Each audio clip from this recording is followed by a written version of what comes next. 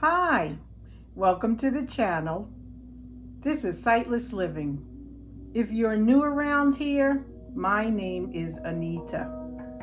On a black background, white smoke appears, forms big bold text and reads, Sightless Living, copyright symbol 2021-2024, Sightless Living, all rights reserved, then disappears. 'Tis the season, it's grilling time, my favorite time of year. I've had people tell me I'm new to grilling, I don't have any pots and pans. What do I use on the grill? Do I need a bunch of stuff for the grill? How much money do I have to spend? So I'm here to give some tips. Don't forget to subscribe, like, comment, and share. When I first lived on my own a million years ago and got my first apartment, the first thing I purchased was a 3-piece large fry pan set. Some people call them frying pans or skillet, and I believe it said fry pans on the box. So it was 3 fry pans in there. I don't remember the exact sizes.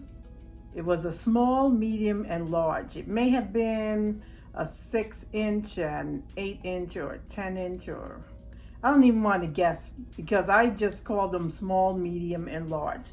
So I started with that. It was a very cheap set. It came in silver. It didn't turn black like my pieces are today, but it was silver. And I learned from an old timer who said, get some bacon, fry the bacon in your fry pans. Don't eat the bacon and just throw it out. And do that until you get no shards of metal in the food. So I said, okay, I could see at the time, so I didn't have a problem with that. And food was much cheaper than it is today. So I went and got a 3-pound slab of bacon, well, package. And I thought, okay, 3 pans, 3 pounds, 1 pound each. What did I know? I said, okay, first I washed my fry pan and dried it. So I dried it by sitting on a warm burner. When it was dried, I put a little oil on it and I filled the bottom with bacon, putting the slabs all across so there was no room left.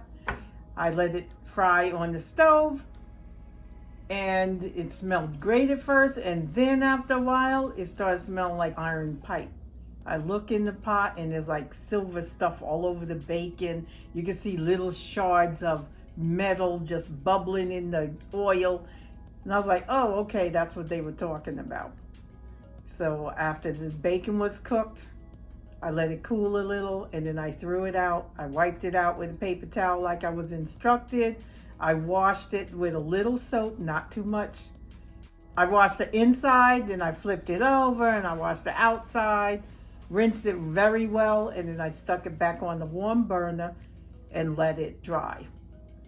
Then once it dried, and that was them telling me to touch the rim, and if I can't hold my finger there, that's when the pan is ready. So I did that. When the pan was ready, I got some more bacon, put it in the pan, just layered it so the whole bottom was covered. I didn't run it up the sides, and I did the same step, let it cook. You could see the gray coming off, and there wasn't that many shards as the first time, but there were still shards, and I let the bacon cook, then I let it cool, then I threw out the bacon, wiped out the pot with a paper towel, threw that out, then got some soap and washed the pan again. And I kept doing this until I saw no silver and the bacon smelled like bacon. Now I chose the hickory smoked bacon because I like hickory smoked metal pots. So that's what I tried, and I ended up going over the 3 pounds. I had to go get more bacon to do the rest of the pans. So that's how I first cured it. Luckily, they don't sell them like that anymore. Maybe they do, but in all the stores I've seen, they're cured now. So you get a thin cured coating, which you could wash off if you're too rough with it. So the new person will not say, oh, I got to do all that work and I don't want to spend money for the bacon and blah, blah, blah, blah, blah. You don't have to worry about that because they do come seasoned now, and they do come black. They're not like they were in their raw state back in the day. Start with some pot trivets. So here's a metal one. This is black. It's flat, it has holes. I like this one. It's cast iron. So I'll just sit that there. So as I take the pots off the shelf to show you, I don't have to hit the table. And then these are cork. These are inexpensive compared to the cast iron, but it doesn't hurt to have a couple of these. I use these for grilling and on the stove and the oven. And they could even go on induction stoves. So I chose the Lodge, which is black, because it's versatile. So the first thing I'm gonna do is pick up this one. This is a little fry pan. I got the 3. They didn't come with lids, and I had them for a long time. One day I wasn't doing anything, and I was like, you know, I'm tired of wasting aluminum foil, so I'm gonna look for some tops for my fry pans. This one didn't come with a metal one, it came with a glass one. And you can find out what you have because they have numbers on the back of them. I'm holding it up here. They don't have anything in the inside, but they do have, some of them have etchings in the lids as well. I'm going to show you this little pan here because this was once gray. So I'm flipping it around, I'm showing you the back side. Now I'm showing you the front. My spouse does all the iron. That's his favorite. He kind of took them over from me. I'm gonna sit that one there. Now what I used to do, because, you know, starting out, you're not made of money, and money's sure not growing off those trees in the backyard. So what I did was get some heavy duty aluminum foil, and I used to put it on top of my fry pans, and that was my lid. But after a while, that gets costly. Now you gotta remember, things weren't that expensive 5-6 years ago as they are today. It's ridiculous. But back then, that's what we all used to do. Take the aluminum foil, cover your pan, and you were good to go. Now, unless you were worried about the landfill, but some people take the aluminum foil and rewash it, and they leave it straight, not wrinkling it or anything, so they can reuse it. That's what I did with this. So this is one. And I like that for if you want to just throw a piece of chicken in there, or you're cooking for one. You can even get 2 pieces in there, so that's good. Then I have this one here, and I use this on the grill. This is from Lodge as well. And I got this from I think Field and Stream. We were going camping and I wanted to make cornbread. So I picked up this pan. And what it is, it's flat like a fry pan, but it has wedges in it. And there's a hole in the center. Hello. So there's a hole there. It's got a helping handle up top, and then it has the long handle to hold it. It's got a little curve in it.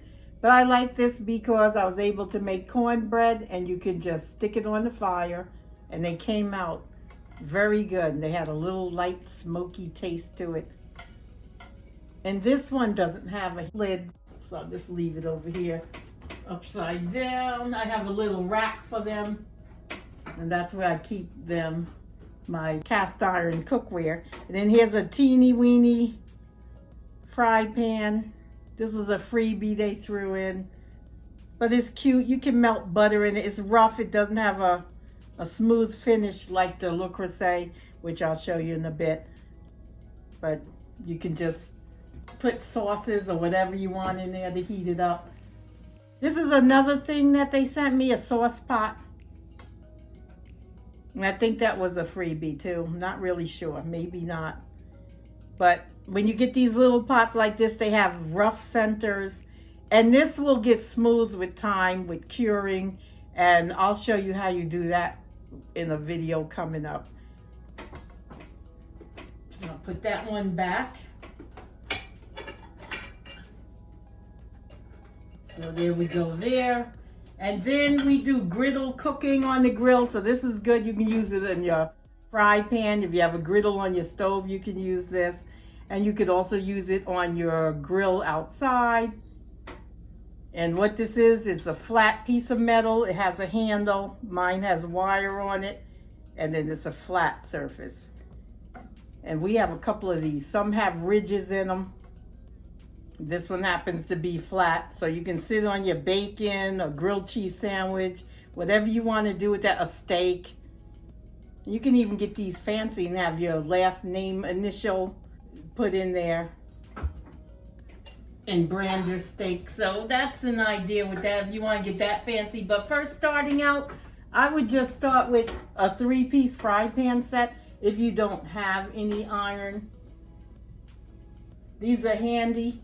You'll have them a very long time. Now here's another one. I got this lid off of Amazon, and that's to another fry pan. Let me just sit this down a minute so I can show you the fry pan. So this one has 2 helping handles, and I like to put breakfast potatoes in here when we're cooking out on the grill. My spouse will scramble up eggs and put omelets in there sometimes. But this is the same thing. This did not come cured, but it got cured. And as you cook in them, the more you cook in them, the blacker they'll get. And then they get a nice patina, and they get a nice feel in the inside where you can just cook and your food won't stick. Now when you want to make some meats or something else, chicken or something, the lids help out too. They have these little drip things on the top of the lid. Some are squares. I think Le Creuset's is square. These are like little pins with points. And what will happen is the juices or steam will come up in the lid, liquefy and drip back down on your food and moisturize it. So I like these. So after my 3 fry pans, the small, medium, and large, this is the second item I got, which was a stew pot. Just stick it on my pot rest there. So this is what I got, the stew pot. And they also call it a Dutch pot. This is also built so you can hang it on those campfires that have the 3 poles, and you hang it and the fire's down on the ground in the middle. This is by Lodge as well. And the pot has the same drip things on the top. And then there's the pot there. It is nice and smooth, and it has a non-stick surface. And that's because we've had this many, many years. Yep, it's nice and smooth in there. And this is another reason why I like the cork, because I can't see, and if I don't sit it on there straight, it could wobble and tip over. And when you have food in these, they get very hot. So I have a lot of these cast iron trivets. And then I said, you know what? That's kind of heavy. So see, now I got it on there. But I said, you know what? I'm going to get me some cork trivets. And see, I just sit it down. That's it. Doesn't matter if I'm halfway on there. It's not tipping. It's not rocking. When you don't put them on straight on these metal ones, you can have a disaster. So that's another thing you have to worry about when you're cooking with cast iron. It gets very, very hot. So put this one back. Here is a pizza pan. I'll stick it here on my cork. Again, nice and smooth, non-stick, and it's iron. This one is by Weber. Still have the smooth surface because it's been cured. So you can see how flat that is. And you don't have to just do pizza in it. You can do anything you want. Sometimes I'll throw hot dogs in there or maybe 4 burgers. It makes it easier to manage without going through the grates. When I buy things, I like to do a multi-purpose. Put this back.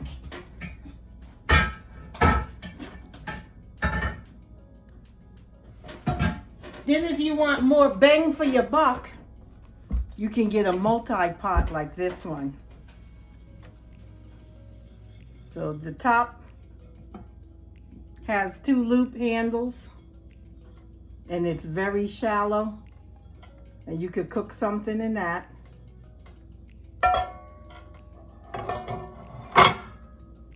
Then you have another pot which is deeper, so you could do a little stew or something, or you can cook whatever you want in this deep pot, like chicken soup or stewed chicken, whatever you want to choose. And then you can bake something in here at the top. So I'm just putting that out there. I like to get things as I need them. Here's another fry pan. Sometimes they come shallow like this, and sometimes they're deeper. This is a shallow pan. Let me see if I can find a deep one. And here is a pan that's deeper. It's taller. It's got a flat lid, so you could do that too. And this one comes with the long handle and a helping handle. The little loop on the opposite side is a helping handle.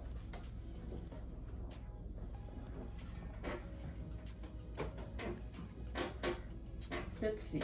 Okay, here I go. When I wash these, I always have trouble trying to figure out where did I get this from. Okay, moving up. And here's my stovetop, which is bleu. This is enamel cookware. And you've seen this pot many times when I make collard greens and other greens and soups. I'll use this pot. Now this pot has a coating on the inside, so you don't have to worry about curing it. It does discolor over time. This was a beige interior, and it will discolor. And I believe most of them come with the beige interior. So whether you get a blue pot, this one's red. I don't know if they still have black. Yellow, green, orange. They have all kinds. This one's called cherry. The orange one is called flame. And that's what I have, a mixture of cherry and flame. But just wanted to show you that. They don't come with these metal knobs. These can go up to 500 degrees.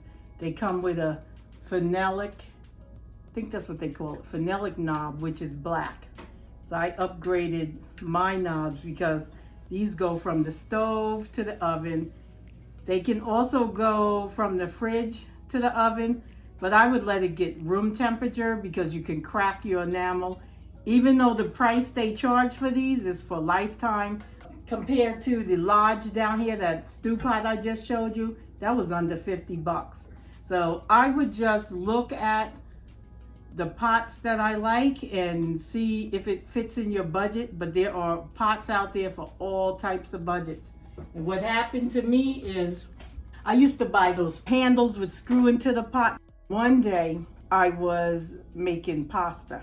The pasta came out good. I drained it. I sat it in a plate. As I'm walking over to the sink, boom! I look, I'm just holding the handles. The pot fell on the ground. The hot water came up and got my jeans all wet. It even hit me on the neck. It was hot.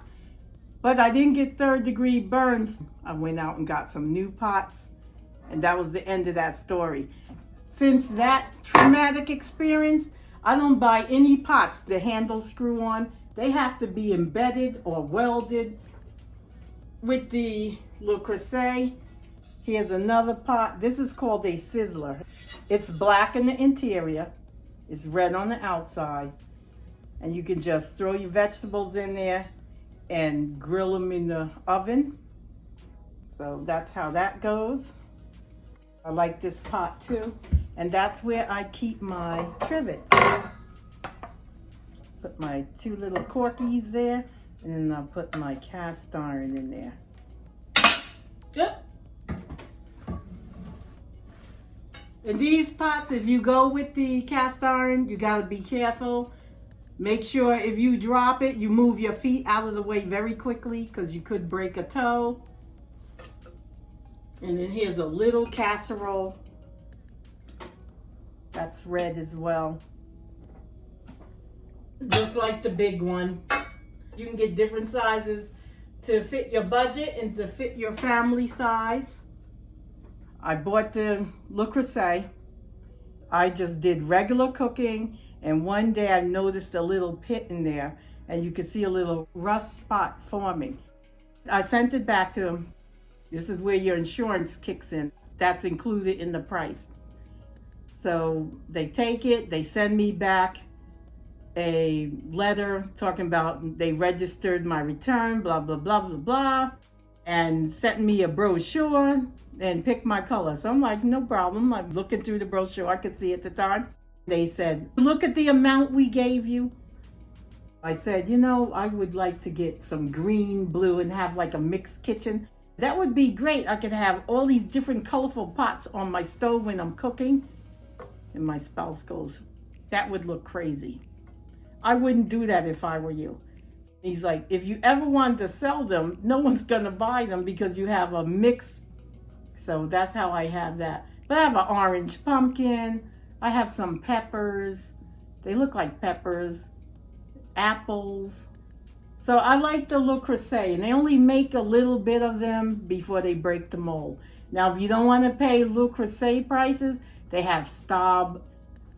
That's similar to the Le Creuset. It's enamel cookware. I think that is black.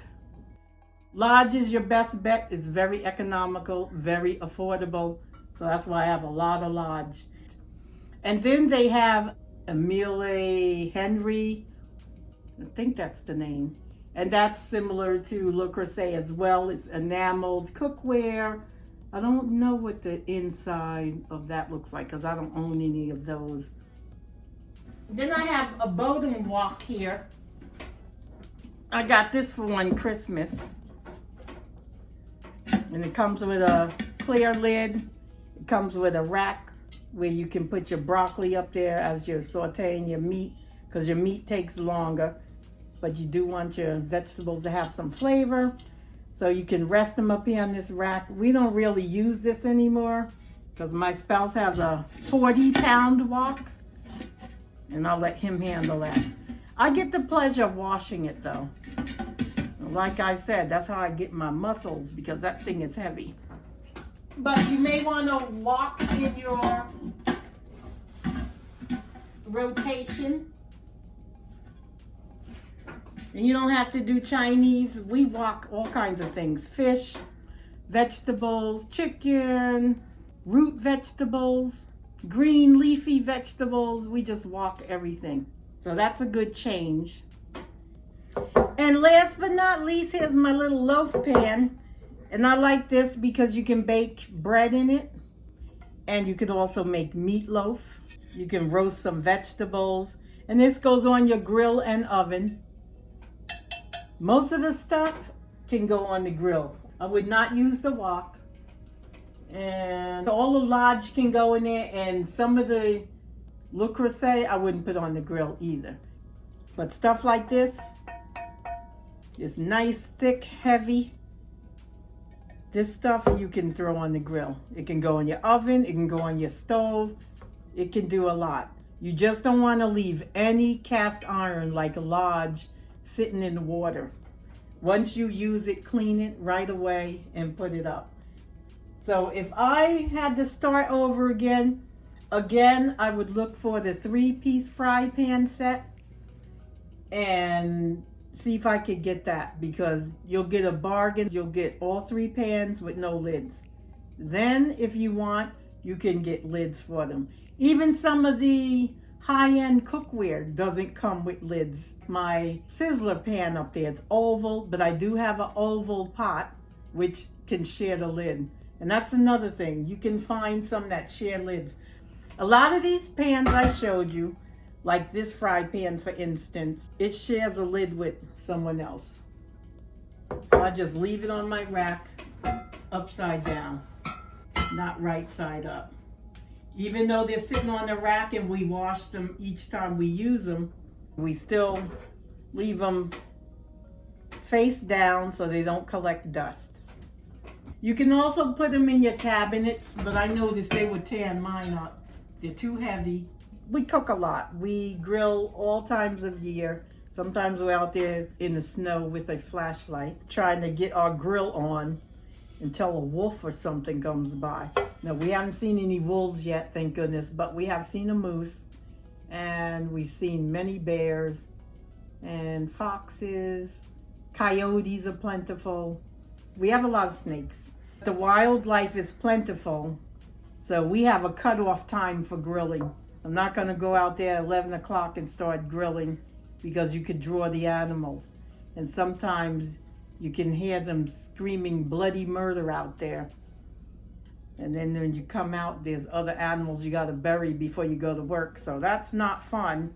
But anyway, this is a flat tray. This is another thing I like. You can put your egg in there, and we have egg rings, and you can just stick your rings flat on here. We have griddles. But whatever you want to suit your fancy, you can get them. You can find them. They are available.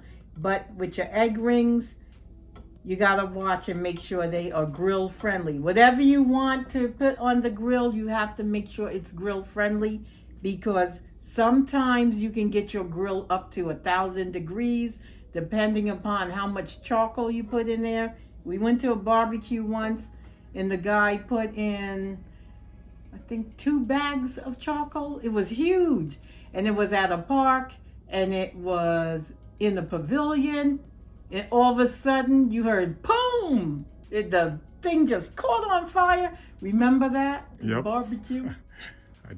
Shoot, that was crazy. I do. Everybody went running.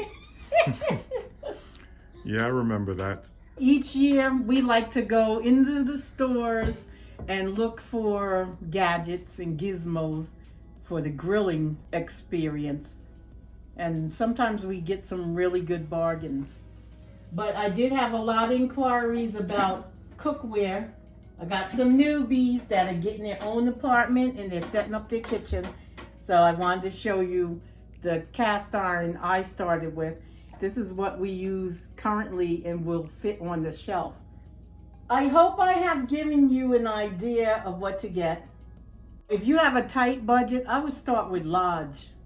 You can find fry pans in Walmart, and Walmart has some large pieces. They don't have as much as they used to. Back in the day, you could just go into any store and find them. Now everybody's relying on Amazon. And I'm cautious with Amazon because I've gotten some stuff that was used. So when you do order from Amazon, you want to open your items quickly, inspect them, and if there's something wrong with them, you want to return them promptly. You don't want to get stuck with that. I don't know why it's like that. Amazon didn't used to be like that, but for me, I have had a couple of unhappy purchases, so I just returned it right away. I got my refund and moved on. Would you like to mention anything? Standing over there? I would just say that although you have quite a collection, you don't have to try to match all the different pieces. You pick the pieces that suit you and based on what you're trying to do. That's what I would say. You don't want to feel overwhelmed to go out and buy all these pieces. Definitely not. Yeah, so I just like to mention that. The only thing I would suggest, if you don't have a fry pan in your home, I think every home should have a fry pan. When you're buying your cookware, this is a lesson I learned from getting burned physically. You want to make sure your cookware goes on many surfaces. So my cookware, they all can go on electric, They can go on gas. One of the boxes said light bulb. I've never cooked on that kind of a surface. They have induction. All of these can go on glass cooktops. Some can go on grills, like the Lodge can. And I know some pieces, I was told, of Le Creuset can go on there, but I wouldn't put it on there because that's enamel cookware. All enamel, it will crack at some point, so I wouldn't do that. Going forward, if I have to buy again, I would make sure I can at least get 3 or 4 surfaces, like gas, electric, induction, a grill. That's what I would do. But like the king has said, just see what you need for your kitchen. What would you like? What do you need? And make sure it's multi-purpose. That's what I do. I like multifunctional, so you're not spending a bunch of money. And here's another thing. After a while, you just get so much stuff that it can't fit. I was taught that if you have the right tools, the job gets easier. And that is so true. My spouse makes all his pancakes from scratch. Well, actually, we make a lot from scratch. The only time we'll get something convenient is if someone's coming and they ask for it. He did a barbecue. I call it cookout because it wasn't really barbecue, it was all box foods. They wanted Betty Crocker scalloped potatoes, and they brought by, what was that steak? It was hard. It cooked a long time. Oh. Iron. They wanted an iron steak. Yeah. Oh man, so he had to get his tenderizer out, and I'll show you that gadget in the next video. So he had to beat that to death with the tenderizer. And then we made, I think it was green beans. I think it was green beans they wanted, or broccoli or something. The California medley, they like something like that yeah. they wanted. So we showed them how to do that on the grill. But you can cook as long as you have the surface for it. You can use pots and pans, long as they're grill friendly. They have to be suitable for the grill. When you have blackouts or power outages, people call them different things. It's good to know you can just go outside, spark up your grill, and throw your food on. And that has happened to us. We have been in the middle of cooking, then all of a sudden nothing works, even gas, because you know they got everything mixed, half gas, half electric, half this, half that. But once it goes out, you can just say no problem. So I got me some chicken in my fry pan, cooking on the stove, for example. No problem. I just pick it up and go throw it on the grill when the fire's ready and finish cooking. That's the beauty about having cookware that can go all over the place. It's very convenient having cookware that works. And this is what I would call cookware that works. I hope you enjoyed this video, and I will speak to you next time. Rolling credits appear in big bold white text scrolling upward from the bottom of the screen. Text reads, Anita, hostess/visionary, mountain stream video, TM symbol, videographer/editor. The rest of the text may be read in the description box below. Thanks for watching.